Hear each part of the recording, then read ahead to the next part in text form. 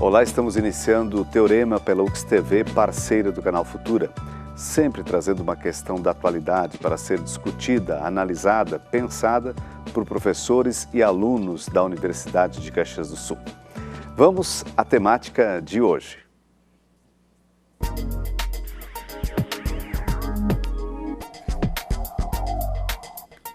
Segundo o dicionário, traduzir é o ato de passar um texto de uma língua para outra. A prática desse processo, no entanto, é muito mais complexa do que parece. A tradução exige uma série de escolhas e pode variar de acordo com o estilo de cada escritor e tradutor. Por isso, o teorema de hoje pergunta: é possível ser fiel na tradução literária? Então essa é a nossa pergunta de hoje, o desafio de ser tradutor, de traduzir as obras. Para responder essa questão, nos ajudar a pensar sobre ela, nós temos a presença da professora Gisele Mantovani Dalcorno, do mestrado de Letras aqui da Universidade de Caxias do Sul. Bem-vinda, professora, tudo Obrigada. bem? E contamos também com agora a mestre em Letras pela UX, a Gisele Lázari. Bem-vinda, Gisele, tudo bem? Letícia, desculpa, repeti o nome. Tudo bem, obrigada. Tudo bem, pelo Letícia? convite. Ok. O desafio de traduzir. Há um ditado antigo que diz que sempre se corre um risco, né? Do tradutor ser um certo traidor da obra que ele traduz. Professora Gisele, o que a senhora diria assim? É fácil ser um tradutor? Qual é a tensão que existe quando se tem essa tarefa? Não é fácil. Não é fácil. Não é fácil. Ser tradutor exige, em primeiro lugar, muito conhecimento das duas línguas envolvidas. Pensa-se às vezes, eu conheço bem, digamos, inglês, então eu posso traduzir. Mas você tem que conhecer muito bem o português, porque o texto tem que sair bem escrito, tão bem escrito quanto ele estava na língua original. Tem que sair bem na sua língua também. Então, saber as duas línguas é fundamental.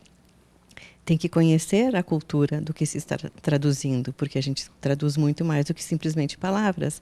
As ideias que vão estar sendo veiculadas através de um texto, elas têm origem em um determinado momento histórico, num lugar, portanto, lidando com certos elementos de cultura, e tem, embora às vezes não consciente, também uma intenção do autor, que tem que ser respeitada para que a gente possa minimamente pensar em fidelidade. Quer dizer, tem que conhecer o pensamento dele, a intencionalidade dele. É difícil conhecer o pensamento, mas pode-se dizer que a tradução não foi bem sucedida se, ao pensar na obra na sua língua original, não se conseguir fazer o mesmo raciocínio, a mesma associação na língua traduzida. Houve uma falha, com certeza. Então, é um trabalho muito delicado, requer muita dedicação, muita revisão.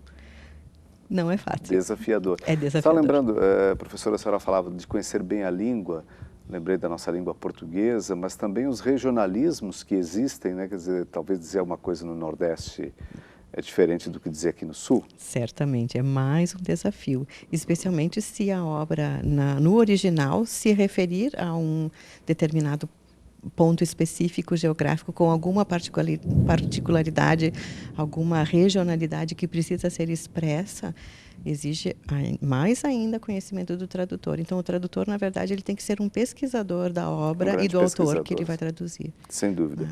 Letícia, é um tema que você gosta, você escolheu inclusive para a tua pesquisa de mestrado, é isso? Quando é que começou o teu interesse por esse assunto de tradução? Sim, é um assunto que sempre me interessou. Desde que eu comecei a dar aula de inglês, os alunos, né, têm uma demanda também de querer traduzir, às vezes tudo ao pé da letra, querem até conseguir pensar em inglês, eles querem ir traduzindo automaticamente do português ao inglês. E na minha dissertação foi um caso bem como a prof. Gisele estava falando. Eu analisei umas marcas da cultura local num conto de uma autora norte-americana e nela colocava coisas bem específicas da região de Louisiana. E então ela deixava algumas expressões em francês, em língua Cajun, que é uma língua lá da comunidade na época, né? E deixava outras partes em inglês e essas partes não traduzidas permaneceram no português também. Na versão em português, a tradutora optou por respeitar essas marcas e não traduzir, por mais que houvesse algum equivalente, né? Poderia de repente traduzir. Ela não quis que isso se perdesse, a gente acredita, né? Pelo seu significado cultural mesmo. Esqueceu de mencionar quem é a autora. Sim, a autora Kate Chopin, norte-americana, e a tradutora é Denise Mariné, brasileira. Professora Gisele, a senhora também é conhecedora desse texto, sem dúvida, Com né? certeza, claro. Já trabalhou sobre ele? Não no aspecto que a Letícia Sim. trabalhou, mas foi... a Kate Chopin é uma autora de final do século XIX, americana, que ela ganhou a vida, teve que se sustentar, digamos assim, por ter ficado viúva, a partir da publicação de seus contos. Mas ela foi muito polêmica. Inicialmente, ela publicava sobre a vida local, como a Letícia comentou, né, essa comunidade Cajun da Louisiana, mas ela se aventurou por alguns temas pouco convencionais para a época. Então, ousou falar sobre adultério, sobre, né, relações extraconjugais, pensamentos das mulheres. A gente diz que ela foi a primeira autora feminista americana. E foi tão marcante a presença dela na literatura norte-americana que ela foi banida das livrarias, de bibliotecas, de escolas, né, por décadas. Ela só voltou a ser lida, né, mais ou menos em meados da década de 30. Então, ao traduzir, né, que foi uma aventura feita por um grupo de tradutores ali organizados em torno da oficina de tradução literária da PUC, foi ministrada pela professora Beatriz Viegas Faria. Eles também tiveram que pensar nessas peculiaridades, né? Então, que aspectos regionais tinham que ser traduzidos e o que manter da cultura local. Então, o que a Letícia observou, né, foi isso. O que estava em francês, dentro do texto em inglês, o que estava em língua Cajun, a tradutora manteve. Então, de certa forma, ela entendeu que isso era uma marca que não podia ser apagada, né? Perfeito. E isso traz consequências para a tradução lida aqui, né? Com Claro. certeza. Bom, e o público que vai receber uma obra, como que a gente pensa nele? A tendência é fazer uma tradução que seja acessível, é permanecer fiel ao texto original? Como é que é esse equilíbrio ou tensão, Letícia? Sim, é uma decisão delicada por parte do tradutor, né? Porque ele tem a opção de domesticar, como a gente diz, um autor, o Venuti, traz, né? A domesticação do texto a gente traz como no exemplo de traduzir pela Cássia, né, prof? Como é que era a expressão? Sim, uma outra orientanda minha, Fernanda Bondan Sopelsa, trabalhou com a tradução de Aventuras de Tom Sawyer, originalmente, né, Mark Twain, que foi traduzido por Monteiro Lobato, e tem um momento em que ele fala sobre the locust trees. É uma árvore, não temos nem esse nome em português, né? E Lobato escolheu colocar as acácias. Então, seria essa questão que a gente chama de domesticar, ou seja, ele aproximou do público leitor brasileiro que entenderia o que é uma acácia e não uma locust tree, que tem um nome esquisito que agora nem lembro como é que é. Enfim, é uma leguminosa lá de alguma espécie, né? Então, é um exemplo de domesticação. Né? E o outro? A estrangeirização tenta-se ser mais fiel, digamos, à ideia do autor, mas pode ser que para atingir o público seja um pouquinho mais difícil, né? Talvez acho que a gente não possa nem dizer que seja ser fiel à ideia. A ideia vai permanecer, mas algumas escolhas lexicais, talvez mastigar para o leitor. Sim. Ou aproximar. Esteja no seu vocabulário, exato, pelo menos. Aproximar de uma realidade que ele conhece, né? Que seja mais fácil de transitar. E é um embate que se dá, não é recente, não. Desde que se começaram a fazer estudos teóricos sobre tradução, acho que a gente pode datar assim, final do século XIX, né? Tinha sempre a dúvida maior era essa: aproximo da língua-alvo, aproximo desse leitor com a realidade que ele conhece, ou aproveito o pretexto do texto estrangeiro e traga uma realidade nova que ele não conhece, mesmo que a palavra seja difícil, mesmo que ele nunca tenha ouvido falar daquilo, vai ter que investigar, vai ter que conhecer. É uma dúvida, bem como a Letícia falou, são escolhas tradutórias que têm que ser feitas, uma escolha assim, seria assim, qual é a pauta, qual é o plano do tradutor. Eu quero Sim. fazer dessa forma ou da outra, né? Então, Sim, é uma opção, um objetivo que, um objetivo que que ele ele se tenha, coloca. dependendo do público também, é claro. Exato. Nesse caso, de ser mais difícil, foi o impacto que, primeiramente, o conto que eu trabalhei na dissertação causou em mim. Porque você está lendo, ok, no inglês ou no português, e chega algumas expressões em Cajun, que era parecido com o francês, mas eu nem sabia que língua era, e tu não entende, ou tu entende um pouco pelo contexto, e tu se obriga, se interessa a buscar conhecer um pouquinho mais dessa cultura para compreender melhor aquele Talvez contexto. se houvesse a tradução, você não teria se aproximado tanto Exatamente. da cultura. É um ganho talvez. também, né, É um professora ganho. Gisele? Teria É um ganho. perdido algumas marcas, né, culturais. Professora Gisele, o tradutor é um profissional, ok, mas há o tradutor juramentado. Qual é a tarefa? O que significa isso? Ok. Diferentemente do tradutor literário, que vai trabalhar só com texto literário, a serviço de uma editora, né? O tradutor juramentado tem a função de traduzir documentação, tudo que é documentação legal. E Que responsabilidade, é uma hein? responsabilidade bastante grande, tanto que para o cargo de tradutor juramentado é necessário fazer um concurso público. E muito concorrido, muito difícil também, né? Qual é a peculiaridade disso? É necessário conhecer a legislação dos países envolvidos e a busca pelos equivalentes na tradução é muito maior e precisa ser exata. Eu estou envolvida agora em duas defesas, uma de mestrado, uma de doutorado na Unesp, vou fazer parte da banca, e justamente as duas alunas estão trabalhando com a questão da tradução juramentada do francês para o português. E buscando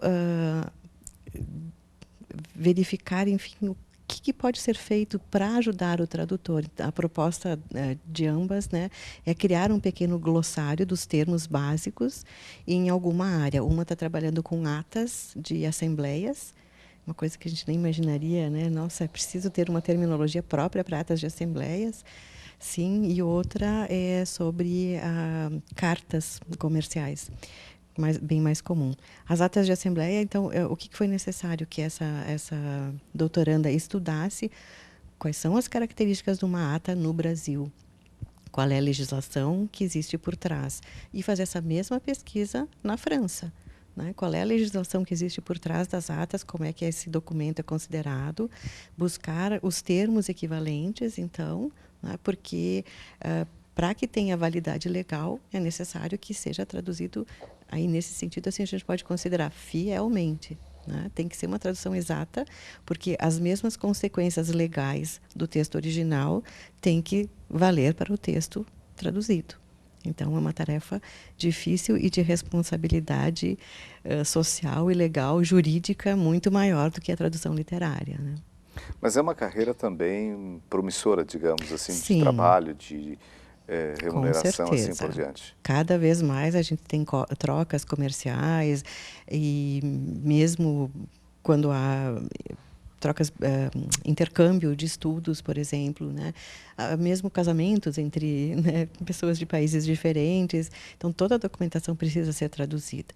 Então, o tradutor juramentado não fica sem serviço jamais. Jamais. Também nunca para de trabalhar, né? Nesse sentido, está sempre contínuo, né? Até para ilustrar um caso, né, da utilidade dessa carreira, uma experiência pessoal minha, de repente tem mais pessoas que estejam na mesma situação. Eu fiz um intercâmbio fora, na Inglaterra, tive o diploma, recebi o diploma da escola de lá, só que aqui, para fazer um concurso público, alguma coisa, se ele não for traduzido por tradutor público juramentado, ele não vale, ele não é considerado um documento oficial. Então, é muito importante, né? Quantas pessoas vão viajar, estudam fora, mas se não voltar e não traduzir, né? Ele não vale como um documento. Letícia, e você? Pretende se ocupar do quê? Fez o mestrado, vai trabalhar com pesquisa, com aulas, profissionalmente? Sim. Qual é teu projeto? Sim. Pretendo... Eu tenho algumas pesquisas também de extensão, né? Eu trabalho com alguns colegas. e estou dando aula, estou docente, pretendo continuar assim por um tempo. Estou tendo uma experiência bem interessante no Instituto Federal, como professora contratada, ainda não sou concursada, mas eles abrem essas vagas. É bem interessante para perceber como esse universo federal também acontece, né? Como é diferente, como tu tem a oportunidade de já ter não projeto de pesquisa, mas assim de extensão, de ensino, tem várias oportunidades bem interessantes.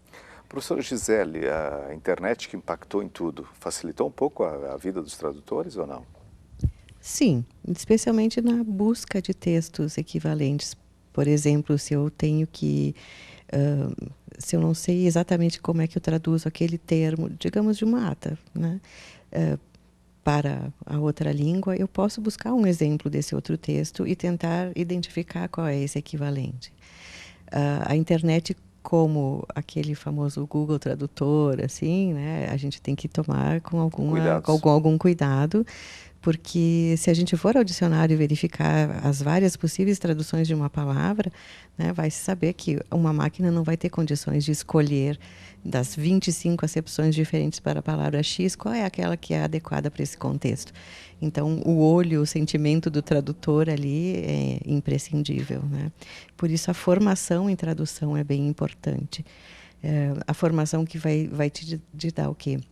Ferramentas, entender quais são as possibilidades tradutórias, quais são as técnicas ou as estratégias que podem ser utilizadas, e a prática. A prática é muito interessante. Inclusive, tem surgido ferramentas eletrônicas, né, em que a gente coloca a tradução feita e esse software, digamos assim, armazena as tuas escolhas tradutórias para lembrar depois, naquele caso específico daquele contexto, aquela palavra foi traduzida por aquilo lá. Então, é bem interessante. Então, a formação como um tradutor, eu valorizo, admiro quem se lança a traduzir, né, e é bem sucedido, mas a formação é imprescindível. Nós estamos arquitetando, né, uma especialização em tradução. Interessantíssimo. Uhum. Nós já tivemos o curso de tradutor aqui, né? Como bacharelado ligado ao curso de letras. Eu acredito que a última turma fechou em 92. E aí tivemos um período, inclusive, de pouca demanda para a língua estrangeira, que retornou assim bastante forte. E é algo que nós percebemos nos alunos, que parte deles, sim, quer dar aula, quer se voltar à docência, mas uma boa parte trabalha com a língua, mas preferiria se dedicar à tradução. Então, como não é possível nós termos o bacharelado neste momento, né, estamos planejando uma especialização envolvendo espanhol e inglês também. E estamos conversando também com Libras, talvez saia um 3 em 1 aí, né? Aliás, eu queria perguntar, essas grandes demandas vêm do inglês, espanhol, francês... Alemão bastante, italiano bastante, por causa das questões de cidadania italiana, né? Mas temos... qualquer país com que o Brasil tenha algum tipo de relação, né, a língua falada desse país vai demandar a tradução. Imagina o desafio com a China, que deve ter acontecido, né, muito fortemente. Bastante. Nós tivemos, inclusive, uma das nossas primeiras professoras de chinês, já saiu para trabalhar em embaixada como tradutora e tal. Então, é saber a língua e ter vontade de se especializar, com certeza tem um campo de trabalho por aí, né? Nós falamos de documentos da profissão do tradutor juramentado. Vocês também trabalham com um campo fantástico, que é a literatura. Aí entram imagens, imaginação, sentidos. Como se virar nesse universo? Letícia? Eu acho que é um processo ainda mais delicado, né? Várias decisões que o tradutor deve tomar vem de novo essa questão da fidelidade, né? Para ser fiel, mas ao mesmo tempo produzir um efeito poético, um efeito, dependendo do texto, em português, o que também pode ser não tão fácil se é uma rima, né? A tradução de poesia é muito mais difícil que a tradução da prosa, né? Eu tive assim uma única experiência oficial, digamos assim, em tradução literária, fruto também dessa oficina de tradução oferecida pela PUC em 2007. E o resultado então, da minha turma foi uma coletânea de contos do J.K. Chesterton, um contista inglês do início do século XX. E, então, cada aluno da turma ficou responsável pela tradução de um conto, né? E foi a primeira vez que eu senti assim, na pele essa questão da escolha entre domesticar e estrangeirizar. Porque eu fiz uma tradução e, para mim, estava muito boa. Mas, quando eu começava a ler em voz alta ou mostrava para os colegas, eu percebia que tinha um sotaque estrangeiro, assim, a construção frasal, ou a escolha de um ou outro vocábulo. E a nossa ideia, assim, o projeto do grupo era que fosse algo bastante próximo do leitor brasileiro, porque foi inclusive publicado pela LPM, que tem essa característica de aproximar muito do leitor daqui. Então foram escolhas assim difíceis. Um conto simples, curto, eu levei muito tempo para ele ficar com cara de pronto, assim, traduzido. E poesia eu brinco, né, de traduzir, mas eu penso que dificuldade, né? É bem difícil. Tem uma colega tradutora, Isamara Lando, que já publicou duas antologias de poemas de Emily Dickinson, uma poetisa norte-americana, e ela sempre me manda para eu dar uma revisada, dar uma sugerida. Não é fácil, só posso dizer que não é fácil. Tem que ser muito talentoso para trabalhar, como a Letícia falou, né? Como traduzir uma rima. Tem o famoso poema The Raven, O Corvo, do Edgar Allan Poe, que foi traduzido pelo Fernando Pessoa, pelo Machado de Assis, pelo Manuel Bandeira, cada um de uma forma, lutando com essa tarefa aqui de tradução de poesia, que é bem difícil. Perfeito. Obrigado pela presença de vocês, pelo conhecimento que compartilharam conosco. Certamente é um mundo fascinante da tradução e todos nós precisamos conhecer um pouco, porque, afinal de contas, né, vivemos num universo que a gente diz globalizado e o conhecimento tem que girar por aí. Obrigado pela presença, cumprimento, Letícia, pela defesa do teu mestrado. O Teorema de hoje termina por aqui, nós voltamos na próxima edição com outro assunto. Até lá!